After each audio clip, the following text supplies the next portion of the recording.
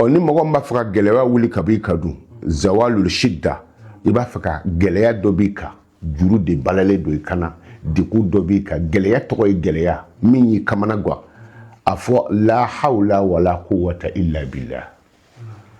yɔrɔ alakira ko sallallahu alaihi wasallam ko n'i ye ale fɔ siɲɛ kelen ko hamina ko 99 ka bɔ wuli ka bɔ yen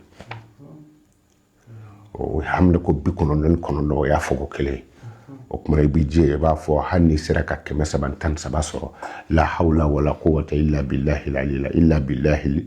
hali n'i dan'o ma la hawla wala quwwata illa billah la hawla wala quwwata illa billah o kɔrɔ ye se t'i jɔn ye fanga t'i jɔnna ni ala tɛ se t'i jɔn ye fanga t'i jɔnna ni ala tɛ ni e yɛrɛ sera ka nin fɔ hali bamanankan yɛrɛ la i b'a dɔn i bɛ ka min fɔ ala ye o de la adamaden ka ala wele kan na i yɛrɛ bɛ kan min dɔn o de ka fisa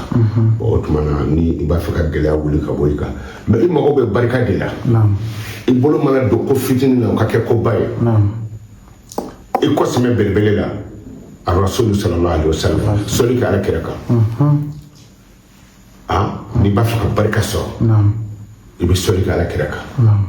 n'a ka di ye a kɛra dalilu gakuru 3 dɔrɔn kelen allahumma salli ala sayyidina muhammad ala qadri ni'atika bihi walima allahumma salli ala sayyidina muhammad ala qadri hubbika fihi wa allahumma salli ala sayyidina muhammad haqqa qadrihi wa miqdarihi al-azim wa allahumma salli ala nabi rahmati wa allahumma salli ala sayyidina muhammad al-fatih lima ughliqa salli min kan ma har n'a kɛra siɲɛ 100 o de barika ye donc wala ni b'a fɔ ka barika sɔrɔ i bɛ sɔli caya ala kɛra sallallahu alaihi wasallam